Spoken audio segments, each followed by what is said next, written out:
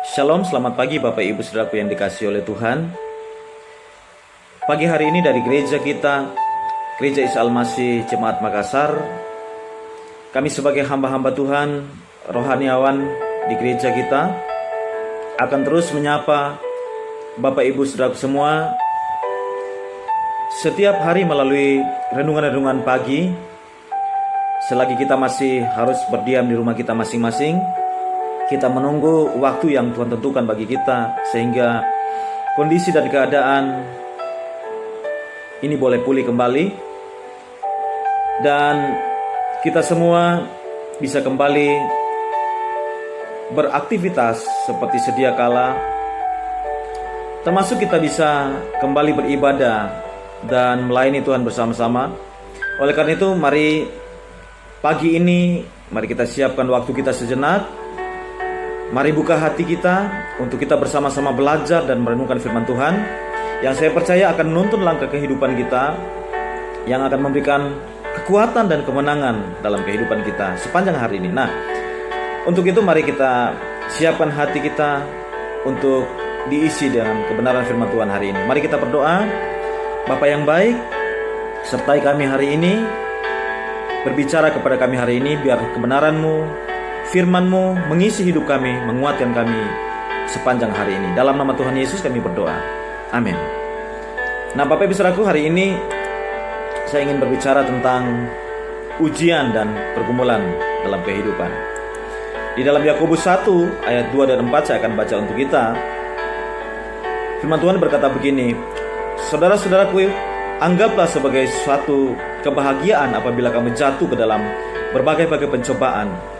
Sebab kamu tahu bahwa ujian terhadap imanmu itu menghasilkan ketekunan. Dan biarkanlah ketekunan itu memperoleh buah yang matang, supaya kamu menjadi sempurna dan utuh, dan tak kekurangan suatu apapun." Bapak Ibu Saudaraku yang dikasihi oleh Tuhan, ujian bagi orang percaya adalah sesuatu yang baik. Ujian buat kita itu bisa naik level dalam hidup kita. Ujian itu ibarat kalau kita sekolah, orang tidak bisa duduk di bangku SMP kalau tidak melalui SD. Orang kalau mau duduk di bangku SMA, dia harus duduk di bangku SMP. Untuk naik level, harus ada yang namanya ujian. Ujian buat kita lebih murni. Ujian buat kita lebih kuat. Ujian buat kita lebih matang. Ujian juga buat kita sadar untuk bisa lebih hati-hati dalam kehidupan kita. Ujian buat kita semakin disempurnakan dalam kehidupan kita. Dan lewat itu semua, kita akan makin kuat, kita akan semakin melekat bersama dengan Tuhan. Karena jangan sampai karena kesibukan yang mulai meningkat, apalagi hari-hari yang semakin modern ini, kondisi yang semakin modern ini, orang semakin lupa untuk mencari Tuhan. Orang tidak lagi punya waktu untuk keluarga mereka. Istri sudah mulai sibuk dengan urusannya sendiri, suami sibuk dengan urusannya sendiri, anak-anak mulai sibuk dengan urusannya sendiri. Sehingga saking sibuknya, mereka lupa dengan Tuhan. Tetapi kita, orang-orang yang percaya, orang-orang yang setia di dalam Tuhan, apapun boleh terjadi, kita harus tetap cari Tuhan dalam kehidupan kita. Kita harus tetap memuji Tuhan dalam hidup kita, karena Tuhan terlalu baik bagi kita semua. Amin, Bapak Ibu Saudaraku. Mau ada virus corona, saya percaya kita tetap cari Tuhan. Apalagi tidak ada virus, kita lebih lagi cari Tuhan dalam hidup kita. Nah, sehubungan dengan ujian dan pergumulan, Tuhan mengingatkan kita, ada satu bagian firman Tuhan yang bercerita tentang hal ini. Di dalam Ayub 35, kita akan melihat ayat-ayat ini. Ketika ada ujian, sepertinya di mana Allah? Pada saat orang-orang mengalami pergumulan, berapa banyak orang berkata, kalau Tuhan itu dekat dengan saya, kenapa Dia izinkan persoalan?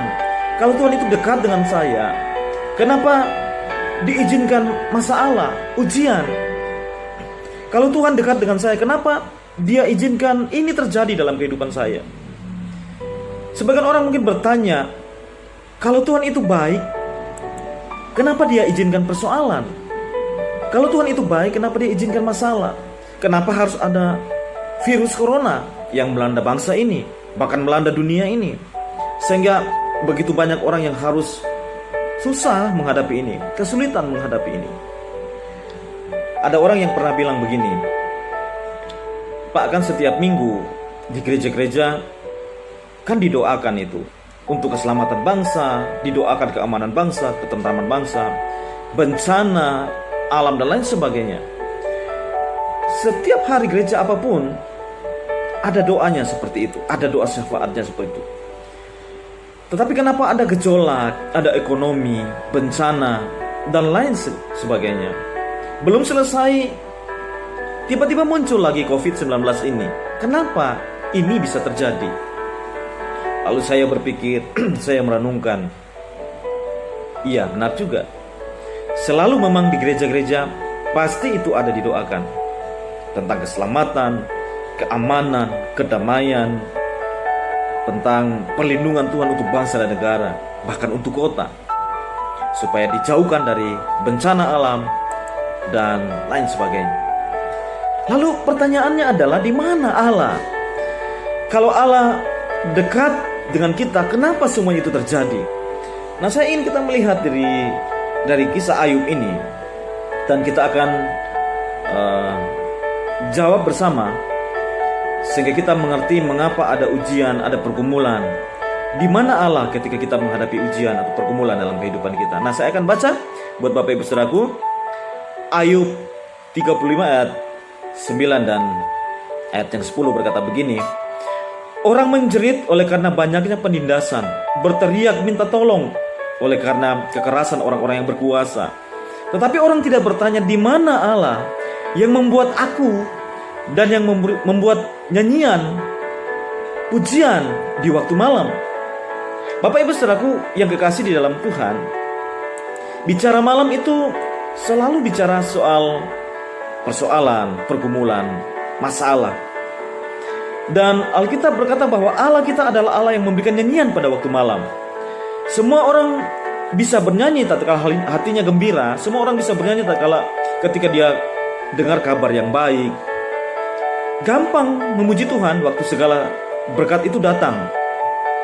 Tetapi apa yang terjadi ketika hal yang terbalik menimpa kehidupannya, dialami dalam kehidupannya?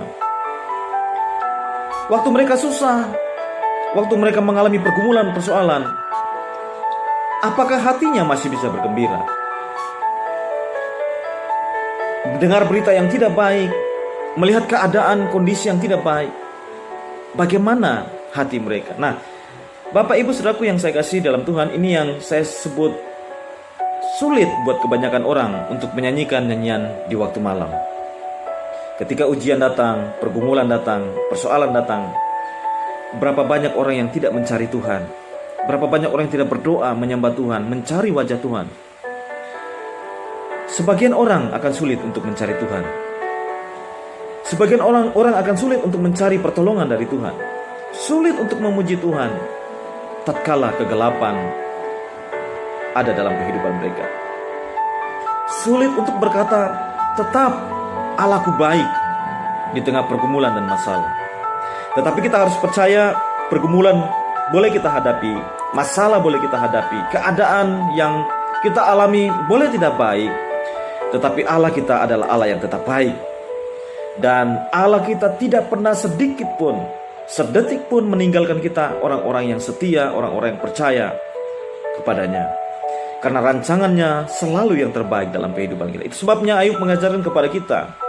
Seringkali orang tidak bertanya, di mana Allah yang sebetulnya?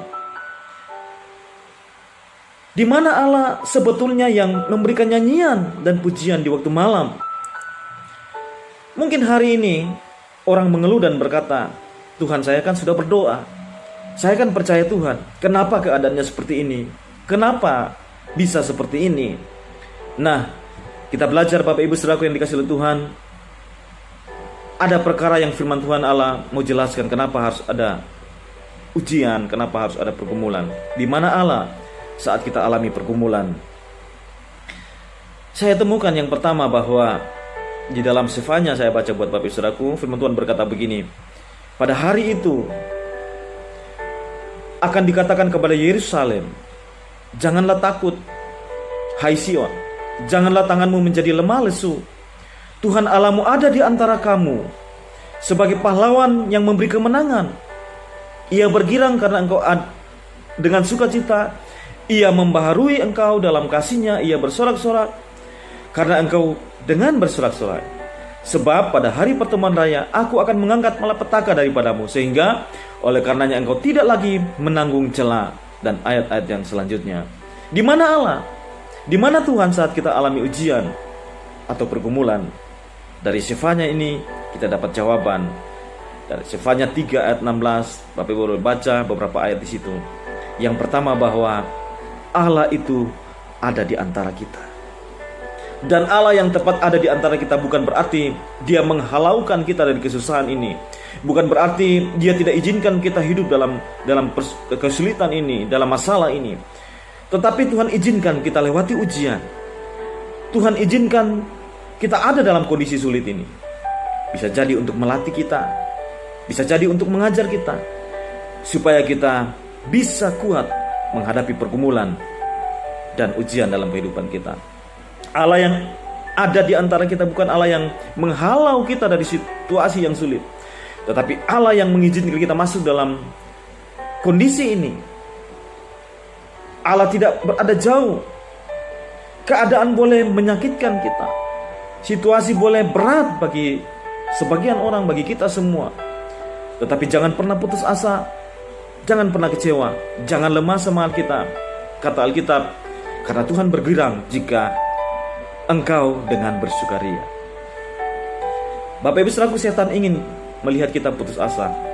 Iblis itu ingin membuat kita meninggalkan pelayanan kita. Iblis itu ingin lihat kita mengeluh dan bilang, percuma saya berdoa, percuma saya berharap sama Tuhan, percuma saya melayani Tuhan. Tetapi Alkitab berkata, Allah bergirang jika engkau tetap bersuka cita.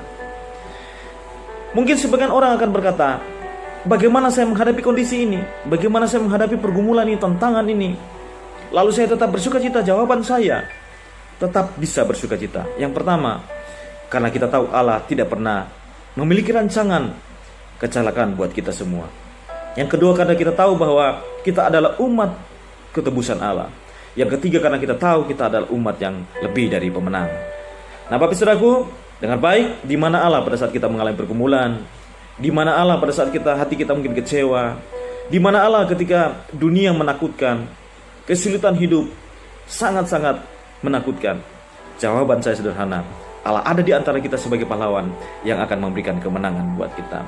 Yang kedua, di mana Allah saat kita mengalami pergumulan. Yang kedua, di dalam Kisah Rasul 7 ayat 54 sampai 60. Itu adalah kisah tentang Stefanus. Nanti Bapak Ibu boleh baca di rumah. Nah, yang kedua dari kisah ini adalah bahwa Stefanus ini adalah seorang saleh. Dia dirajam batu sampai mati. Lalu pertanyaan kita, kalau Tuhan lepaskan Petrus dari dalam penjara, kalau Tuhan bisa lepaskan Paulus dan Silas dari penjara hanya dengan pujian, dan semua tembok penjara digoncangkan oleh Allah, kalau Tuhan bisa lepaskan Daniel dari gua singa, kalau Tuhan bisa lepaskan Sadrak, Mesak dan Abednego dari dapur api yang menyala-nyala, apa masalahnya dengan Stefanus? Sebagian orang mungkin akan bilang, mungkin kurang doa kali dia. Tapi Petrus dilepaskan dari gua singa, Sadrak, Mesak dan Abednego dilepaskan, tapi Stefanus dirajam batu sampai mati. Pertanyaannya sekarang, apakah itu berarti bagi Stefanus tidak berlaku mujizat? Apakah itu bagi Daniel berlaku Allah sumber mujizat? Apakah bagi Petrus, Paulus dan Silas, Sadrak, Mesak dan Abednego berlaku Allah sumber mujizat, tetapi bagi Stefanus tidak ada pertolongan? Jawaban saya sederhana, tetap ada pertolongan. Tetapi pertolongan dengan cara yang lain. Apakah akhirnya Stefanus menjerit? Aduh sakit, tobat, ampun. Kemudian dia menyangkal imannya. Saudaraku, dia betul alami penderitaan. Tapi apakah penderitaan itu mengambil damai sejahteranya? Jawaban saya sama sekali tidak. Karena justru sementara orang melempari dia dengan batu, Stefanus berkata, "Aku melihat anak manusia berdiri dalam kemuliaannya. Dia menyambut aku." Sampai tidak ada kesedihan di dalam hatinya, sampai tidak ada ketakutan di dalam hatinya. Yang dia cuma tunjukkan adalah dia berlutut dan berkata, "Tuhan, jangan tanggungkan kepada mereka kesalahan mereka." Dengan lain kata, Stefanus mau bilang, "Tuhan, pengalaman yang aku alami ini bersama Engkau lebih indah dari segala-galanya." Nah, dari kisah ini Bapak Ibu Saudaraku, di mana Allah saat kita alami pergumulan, di mana Allah saat kita alami ujian, di mana Allah saat anak-anak Tuhan, orang-orang percaya mengalami kesulitan hari-hari ini, di mana Tuhan ketika hamba-hamba Tuhan juga harus bergumul dengan kondisi virus corona ini. Jawaban saya tetap sama. Allah ada di sorga, sedang mengatur pembelaannya buat kita. Dengar baik, kalau kita setia sama Tuhan, kita berdoa, percayalah Tuhan akan kirim pasukan malaikat dari surga untuk menjaga kita anak-anaknya, untuk menjaga keluarga kita.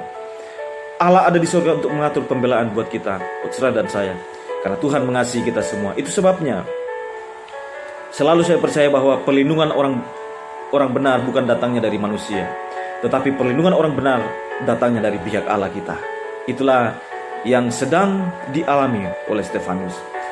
Kekristenan membutuhkan bukan hanya orang-orang yang punya iman seperti Daniel yang bisa keluar dari singa, keluar dari mulut singa. Seperti Paulus yang bisa keluar bebas dari penjara, seperti Sadrak, Mesak, dan Abednego yang bisa menang atas api yang menghanguskan. Tetapi kekristenan membutuhkan orang yang mempunyai iman seperti Stefanus yang bisa menghadapi kenyataan pahit tanpa sedikit pun memberontak. Tetapi dia berkata, "Tuhan, ampuni mereka, Tuhan, terimalah rohku. Sampai akhir hidupku, aku akan tetap menyenangkan Engkau." Bapak Ibu Saudaraku, di mana Tuhan ketika kita menghadapi pergumulan seperti ini? Kita belajar bersama hari ini. Ini bisa menguatkan kita bahwa Tuhan ada di antara kita sebagai pahlawan yang akan memberikan kemenangan. Dia ada di sorga untuk mengatur segala pembelaan buat kita semua. Amin. Mari kita berdoa. Tuhan, terima kasih untuk kebenaran hari ini. Pagi ini kami akan melangkah dengan pasti bersama dengan Tuhan. Kami percaya berkat perlindungan-Mu ada atas kami semua. Berkati anak-anak yang sudah mendengarkan dan mereka bisa melakukan dalam kehidupan mereka. Haleluya. Amin. Kiranya Tuhan memberkati kita sepanjang hari ini. Tetap setia di dalam doa dan firman Tuhan. Tetap setia dalam pujian dan penyembahan Bapak Ibu Saudaraku. Jaga kesehatan, jaga pola makan, istirahat yang cukup, olahraga yang cukup. Salam sehati. Tuhan Yesus memberkati kita semua. Amin.